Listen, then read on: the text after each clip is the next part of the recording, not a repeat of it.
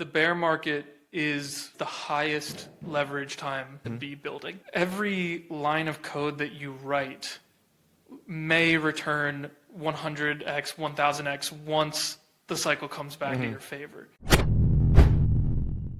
Hi there, Internet. It's Mike from QuickNode, and I think you're going to get a feel from that intro that it's going to be a pretty interesting video today. We're talking about building through bear markets, and I can't think of a better person to do that than Tom Bonanni of Parcl. Parcl, if you're not aware, is a synthetic real estate platform on Solana, so it allows you to take positions in real estate.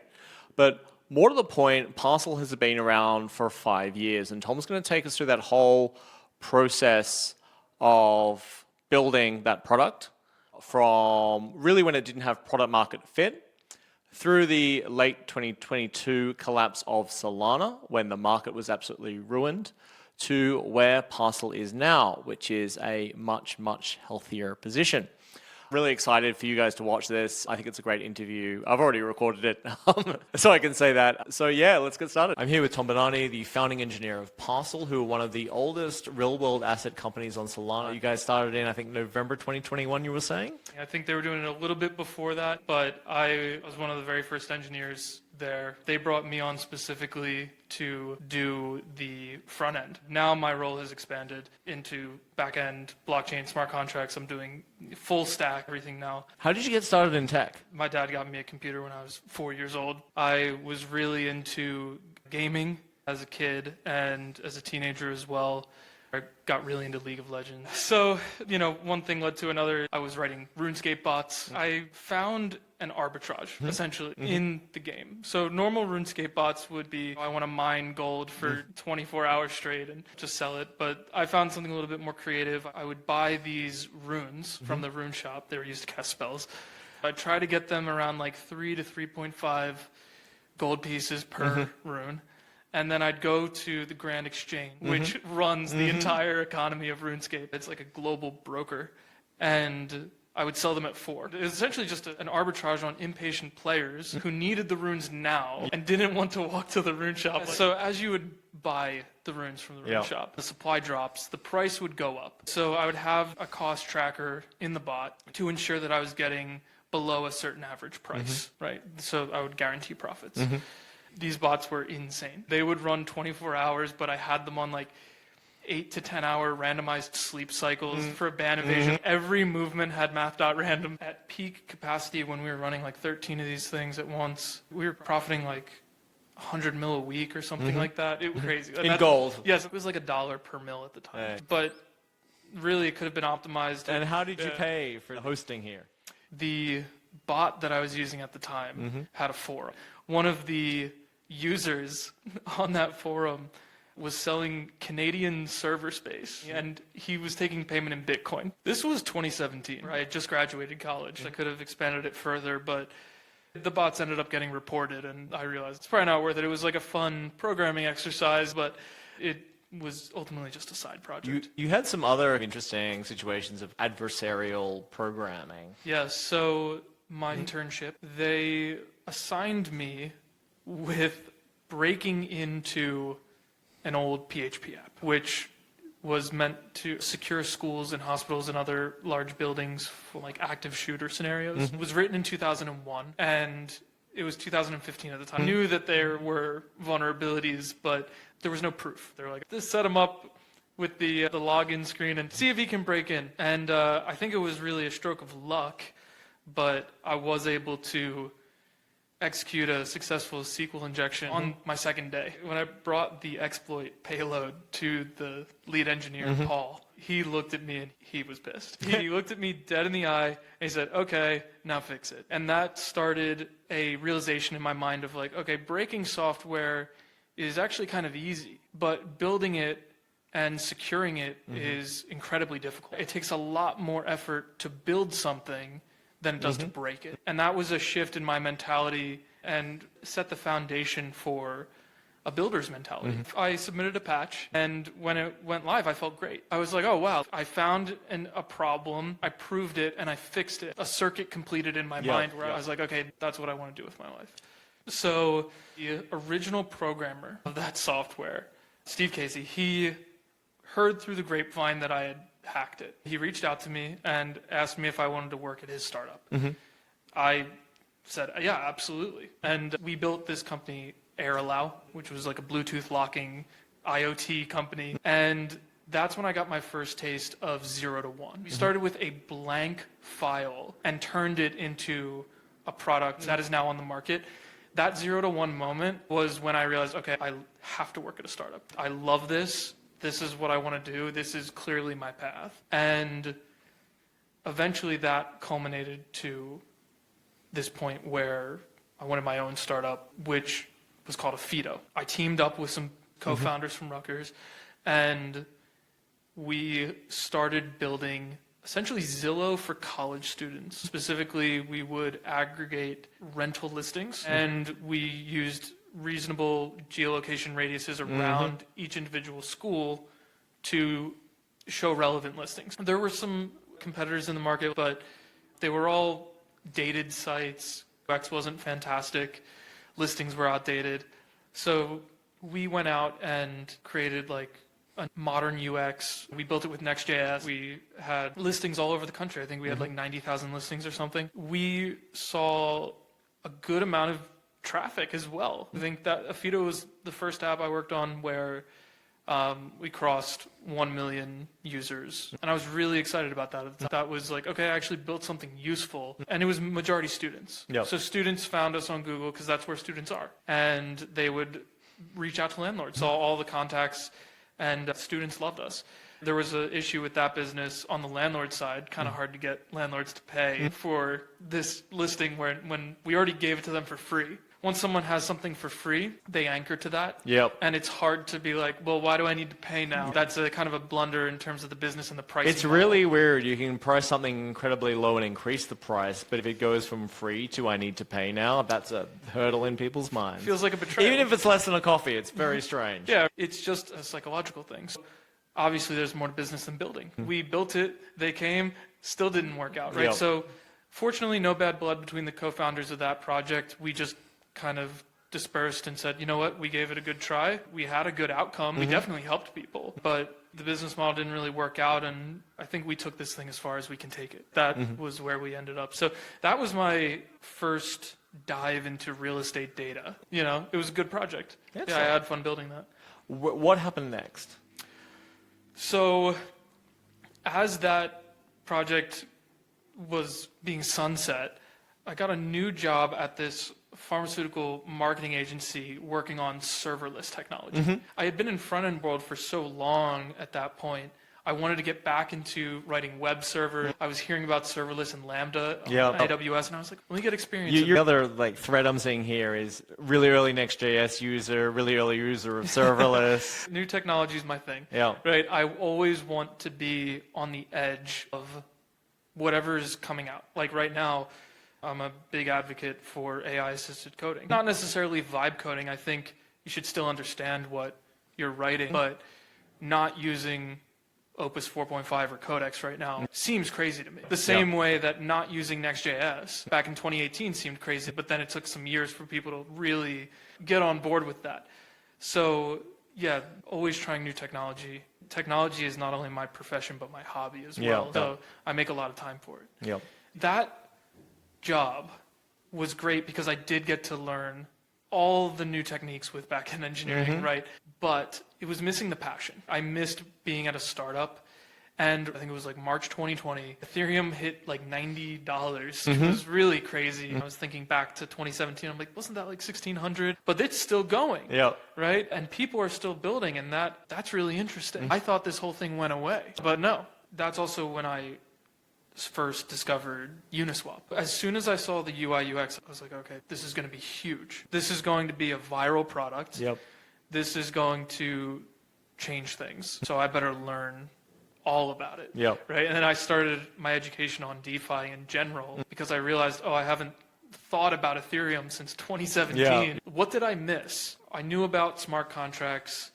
I knew about Chainlink and the Oracle problem. I had actually written some things with like OG Ethereum dev tools, but nothing serious. At that point in time, I was still focusing on Afito. And fast forward to 2020, I had a lot of catching up to do.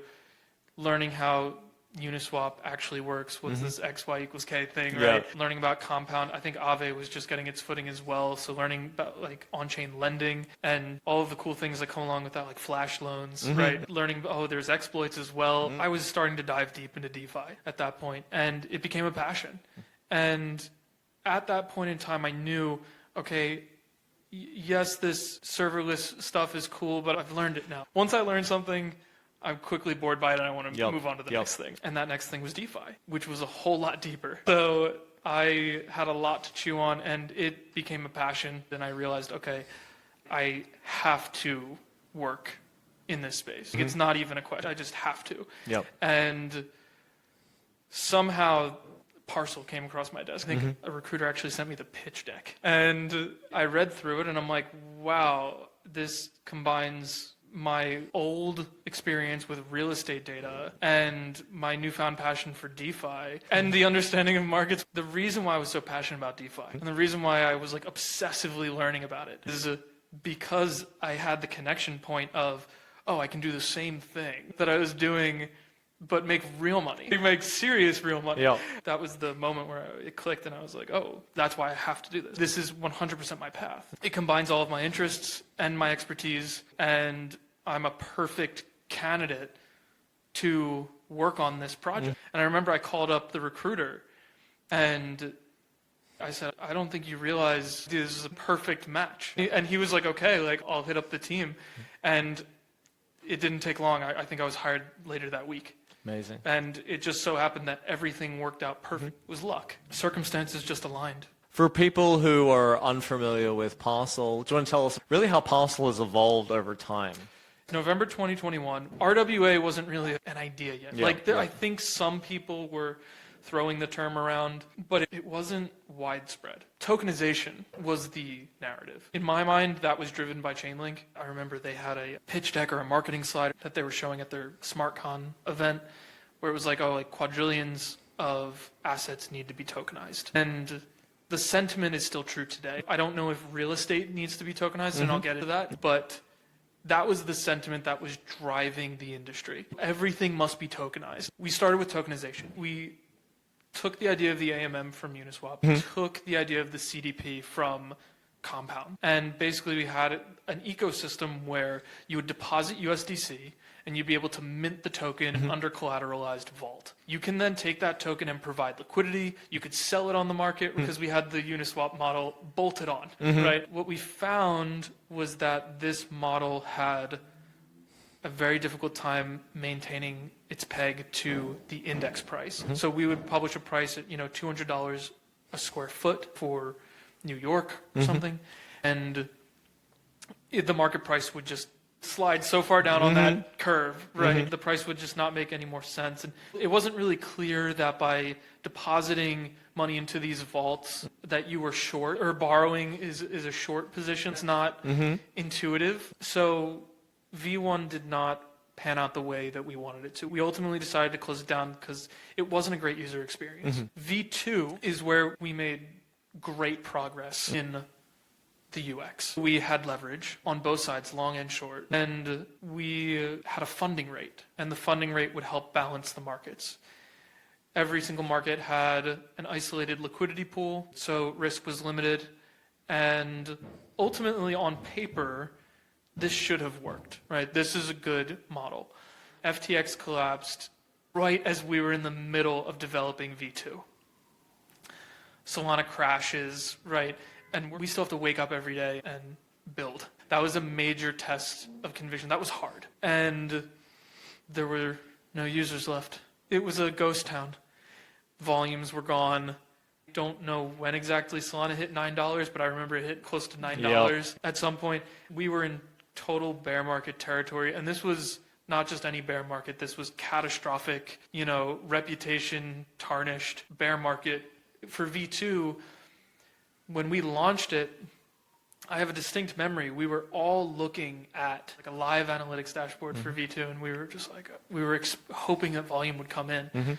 And it was just flat, zero volume. And at that point, I think we all realized, oh my gosh, the market is not here. It was hard to have hope in those moments because there wasn't anything to latch onto. But what we did latch onto was our own work. We had belief in our own work and what we were building, and we could latch onto that. And that's what we did. We tried for a while to make V2 work. We were like, okay, well, the exchange seems sound, so maybe it's a marketing issue, right? Maybe it's not the product that needs to improve. Maybe it's a distribution problem. The problem is that the funding rate was very easy to abuse. You can manipulate it. So we found that a lot of our users were manipulating the markets and finding edges where we had not fully understood. And ultimately, it resulted in bad UX. I just want to buy some New York. I want to go long New York, and it's real estate. I should be able to set and forget. That was not the experience on the app. The experience on the app was you need to be programmatically trading. And yeah, your $500 real estate long that you thought you could just buy and hold, it got drained by the shorts who manipulated the funding rate. So the model was flawed. So we tried various different strategies there, and nothing really panned out.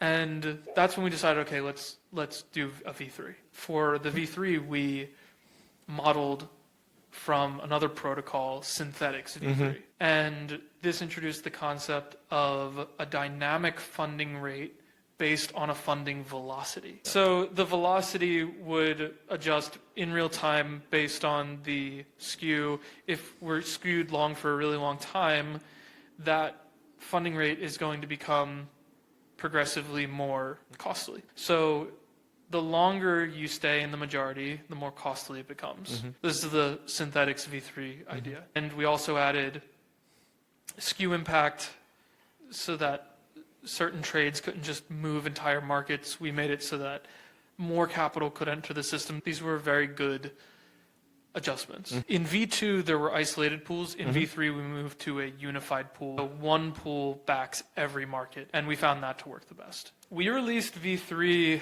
November 2023. I don't even know what the total volume was for V2. It may have been less than $1 million.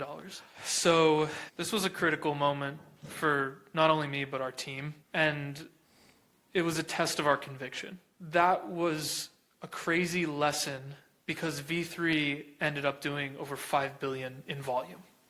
That's amazing. And I remember we were clapping our hands stoked over a $500 trade, V2. Compare that to V3, 5 billion in volume, we wouldn't bat an eye at like $1 million day. That moment from V2 was September 22 to November 23, 14 months. Yeah, it was, wow. I have distinct memories of that time. It was tough. I'm glad I go to the gym. I took a lot of it out on the weights. There's a weird thing where like it's when the market's down, everyone just gets real jacked. I'm not sure what's going on there, but it definitely is the thing. I was definitely taking it out on the weights. Productive way to handle it. But it was dark at that time, and everyone felt it. But the thing that I love about Parcl is we have a team that doesn't easily get demoralized. It is such an asset because you just keep building no matter what. And sometimes there's an intelligence that comes up and says, is it really smart to be building right now? This doesn't feel like the right direction. It feels like, how much longer are we going to do this? Doubts start forming. But when you have a team that's just so laser focused on execution and has an incredible amount of pride in their work as well, just keep going anyway. And that is cool. Yep. That is something I had not experienced before. I wouldn't have been able to do it alone. And I think everyone else on the team would also say that. I think we all kept each other going.